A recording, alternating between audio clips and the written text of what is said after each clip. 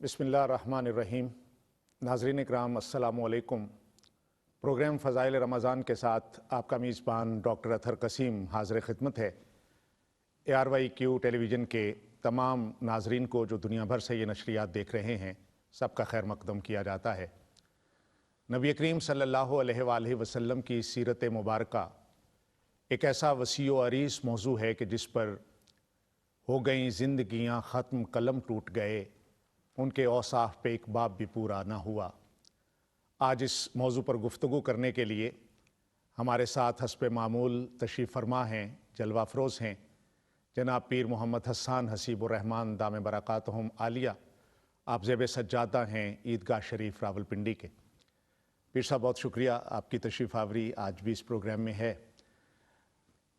पीर साहब, जो इस्लाम है हमारा दीन मुबीन, इसके बारे में कहा जाता है कि ये एक मुकम्मल ज़ाब्ता हयात है, और नबी करीम सल्लल्लाहु अलैहि वसल्लम की सीरत अतहर के बारे में कहा जाता है कि वो आलम इंसानियत के लिए कामिल नमूना है। आप ये फरमाइए इब्तदा में कि हुजूर की सीरत इंसानी ज़िंदगी के तमाम पहलुओं का अहाता किस तरह करती है? बिस्मिल्लाहिर्रहमानिर्रहीम। अस्सलातु वस्सलामु अलैका या रसूलल्लाह, सलातु वस्सलामु अलैका या सय्यदी या हबीबल्लाह। बहुत शुक्रिया डॉक्टर साहब। यकीनन इस एतबार से आज बहुत अहम मौजू है कि हर मुसलमान के लिए इसका वसी मुताला बेहद ज़रूरी है, क्योंकि यही अल्लाह और उसके रसूल सल्लल्लाहु अलैहि वसल्लम तक पहुँचने का और एक कामयाब इंसान और एक कामयाब मुसलमान बनने का वाहिद ज़रिया है। डॉक्टर साहब, इसमें कोई शक नहीं कि हुज़ूर अलैहिस्सलाम की हयात तैयबा हमारे लिए, हुज़ूर की सीरत तैयबा, हुज़ूर का अमल एक मुकम्मल ज़ाब्ता हयात है। जब भी डॉक्टर साहब इंसान एक ज़िंदगी में, अमली ज़िंदगी में कदम रखता है तो ज़िंदगी के मुख्तलिफ़ शोबों से उसको वास्ता पड़ता है, और मुख्तलिफ़ अफ़कार और मुख्तलिफ़ नज़रियात के हामिल लोग उसे हर शोबे में नज़र आते हैं। डॉक्टर साहब, फिर इंसान परेशान हो जाता है, इंसान के लिए फ़ैसला करना मुश्किल हो जाता है कि वो कौन सा तरीक़ इख्तियार करे, कौन सा तरीक़ इख्तियार करे। ज़िंदगी के इन रस्तों में इंसान जो है वो गुम हो जाता है, झुंझला जाता है। जब इंसान के लिए ये फ़ैसला करना मुश्किल हो जाए कि मैं कौन सा तरीक़ इख्तियार करूँ तो मैं दीन और दुनिया में कामयाब होऊंगा, अल्लाह करीम उस वक्त इंसान की दस्तगिरी फरमाता है और फरमाता है कि है इंसान, तू कामयाब इंसान बनना चाहता है ना, तू एक मुअज़्ज़िज़ इंसान बनना चाहता है ना, दीन और दुनिया हर एतबार से कामयाब होना चाहता है ना, दुनिया में भी इज़्ज़त चाहता है, दीन में भी आगे बढ़ना चाहता है, कब्र के अज़ाब से बचना चाहता है, क़यामत की सख्तियों से बचना चाहता है, पुल सरात पार करके जन्नत में दाखिल होने तक की हर कामयाबी चाहता है ना, हाँ या अल्लाह चाहता हूँ। अल्लाह करीम फरमाता है आ मैं फिर तुझे रास्ता बताऊँ। या अल्लाह वो रास्ता क्या है? अल्लाह करीम फरमाता है लक़द काना लकुम फ़ी रसूलिल्लाहि उस्वतुन हसना।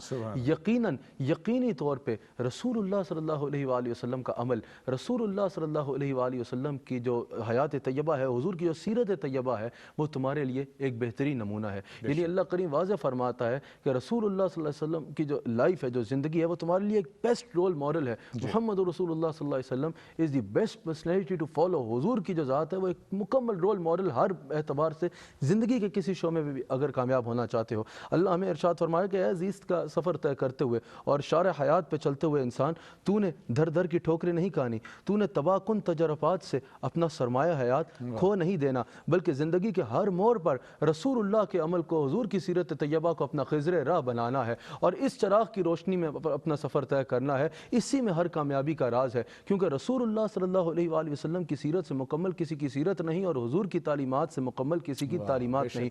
डॉक्टर साहब, किसी भी शोबे में मेरे मुस्तफ़ा अलैहिस्सलाम की ज़ात अक़दस से ज़्यादा मुकम्मल किसी की ज़ात नहीं है। हुज़ूर की सीरत हर शोबे में ज़िंदगी के एक मुकम्मल कंप्लीट कोड ऑफ लाइफ है, मुकम्मल ज़ाब्ता हयात है।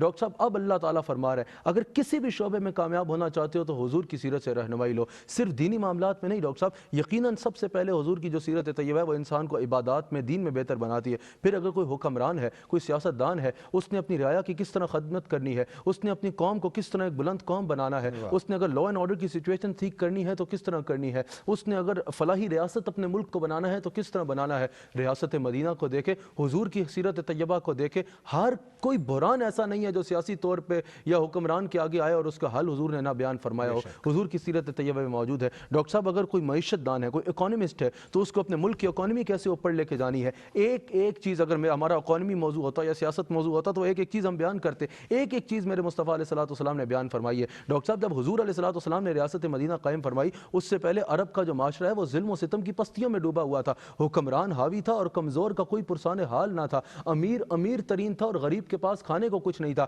کچھ عرصے میں وہی ریاست مدینہ کی تاریخ بتاتی ہے، حضور نے غریبوں کو نکال نہیں دیا یا امیروں سے کچھ چھین نہیں لیا، امیر بھی خوشحال رہے، لیکن معیشت کے ایسے قانون مرتب فرمائے کہ اگر امیر زکوٰۃ دینے کے لیے مدینہ کی گلیوں میں نکلتا تھا اسے کوئی زکوٰۃ لینے والا فقیر نظر نہ آتا تھا۔ معیشت دان ہے، میرے آقا کی زندگی کو پڑھے، اس کو پتہ چلے گا کہ معیشت کیسے چلانی ہے۔ ڈاکٹر صاحب اگر کوئی قانون دان ہے، آج بھی لنکن یونیورسٹی جو لاء کی بڑی یونیورسٹی ہے لنڈن میں، اس میں یہ لکھا ہوا ہے کہ دنیا کے کامیاب ترین قانون دان کا نام محمد رسول اللہ صلی اللہ علیہ وسلم ہے، اس کو تو مغرب کا معاشرہ بھی مان رہا ہے۔ ڈاکٹر صاحب رسول اللہ صلی اللہ علیہ وسلم نے ایسا قانون بنایا کہ جیسے فقیر عدالت کے آگے جو ہے وہ جواب دہ تھا، ویسے ہی بادشاہ جواب دہ تھا، قانون کی نظر میں سب برابر تھے۔ ایسے قانون بنائے کہ وہ قانون پڑھیں تو پھر قانون دان کبھی بھی دنیا میں جو ہے وہ ناکام نہیں ہوگا۔ ڈاکٹر صاحب اگر سپہ سالار کے طور پہ دیکھیں تو کس طرح اپنی سرحدوں کا دفاع کرنا ہے، کس طرح اپنی قوم کی خدمت کرنی ہے، اور سپہ سالار جو سپہ سالار ہو آپ کی فوج کا، اس کے لیے کون سی لوازمات کا ضروری ہے، کس طرح کی حکمت عملی ضروری ہے۔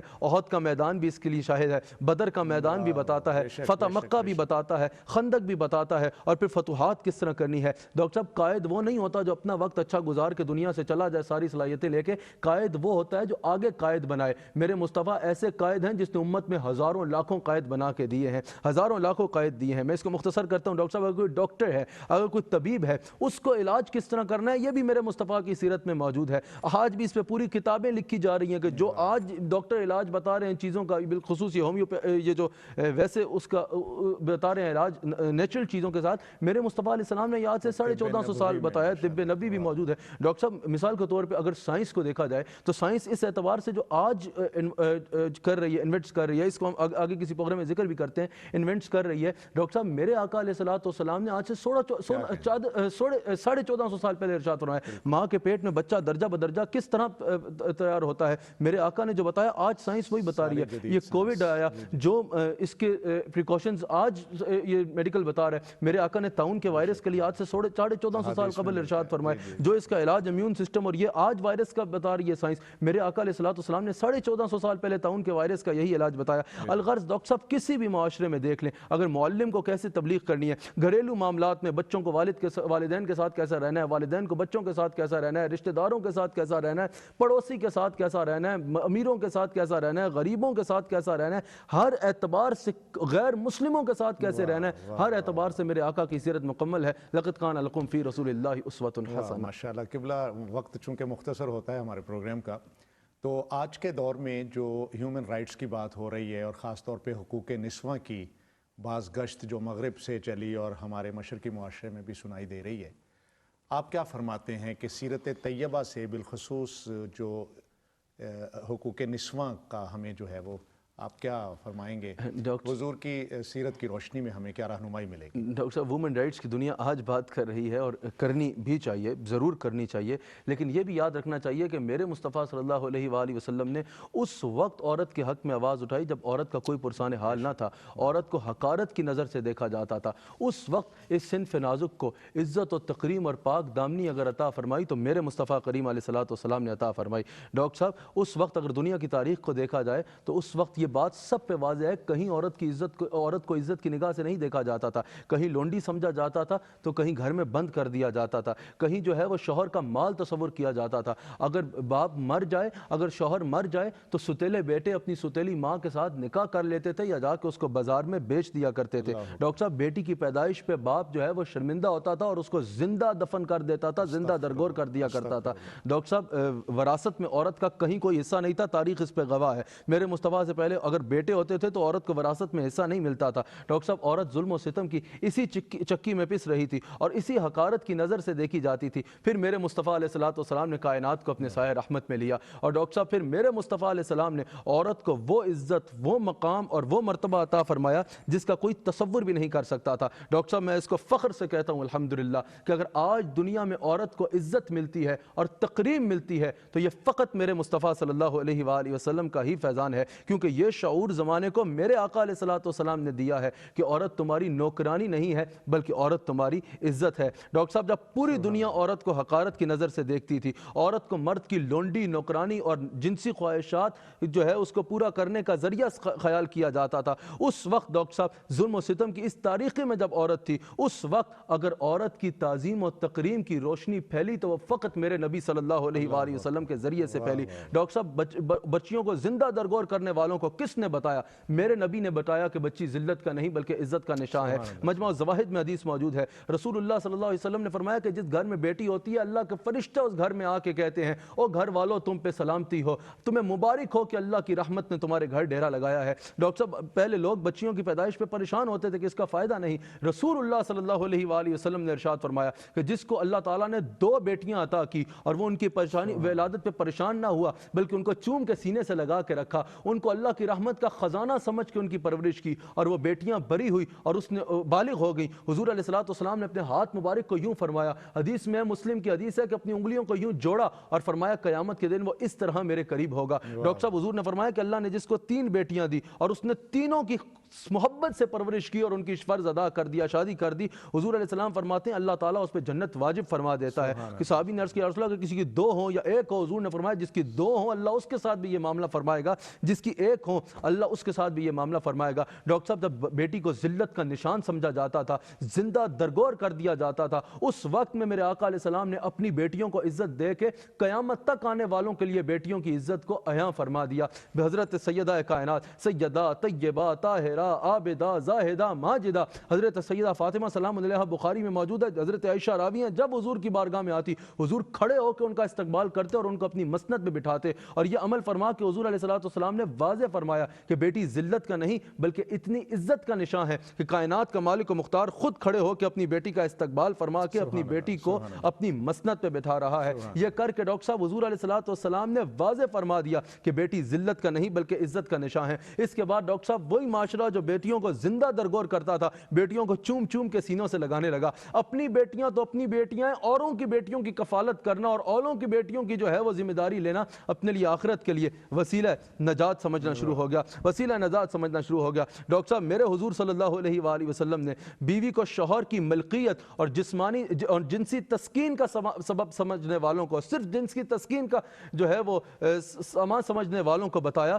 کہ بیوی جو ہے وہ نوکرانی نہیں ہے، بیوی صرف تمہاری جنسی خواہشات پوری کرنے کے لیے نہیں ہے بلکہ بیوی کے ساتھ حسن سلوک جو ہے وہ انسان کو اچھائی کا پیکر بنا دیتا ہے۔ حضور علیہ السلام کی حدیث ڈاکٹر صاحب ابن ماجہ میں موجود ہے، آقا علیہ السلام نے ارشاد فرمایا تم میں بہترین وہ ہے، بار کوئی جتنا اچھا بنتا پھرتے، تم میں سب سے اچھا وہ ہے جس کا اپنی بیوی کے ساتھ اخلاق اچھا ہے، جس کا اخلاق اپنے گھر والوں کے ساتھ اچھا ہے۔ پھر حضور نے فرمایا مجھے دیکھو، میں اپنے گھر والوں کے ساتھ سب سے اچھا ہوں۔ ڈاکٹر صاحب، کہاں وہ نظریہ کہ جہاں بیوی کو صرف ایک نوکرانی لونڈی اور جنسی خواہشات کو پوری کرنے کا سامان سمجھا جاتا تھا، اور کہاں یہ تصور کہ حضور نے فرمایا اللہ اور اس کے رسول کی بارگاہ میں تمہارے اچھے اور برے ہونے کا فیصلہ تب ہوگا جب تمہاری بیوی کے ساتھ تمہارا اخلاق دیکھا جائے گا۔ اگر وہاں تمہارا اخلاق اچھا ہوا تو تم اچھے ہو، اگر وہاں تمہارا اخلاق برا ہوا تو تم برے ہو۔ میں مختصر وقت میں ڈاکٹر صاحب اس کو بہت جلدی بیان کرنے کی کوشش کر رہا ہوں کہ اگر یہی عورت جو ہے وہ ماں کے روپ میں ہو تو میرے آقا علیہ السلام نے اس کو اتنا مقدس مقام دیا کہ جس معاشرے میں ماں کی عزت کا کوئی تصور نہیں تھا اور ماں کو بازار میں بیچ دیا جاتا تھا جب باپ مر جائے،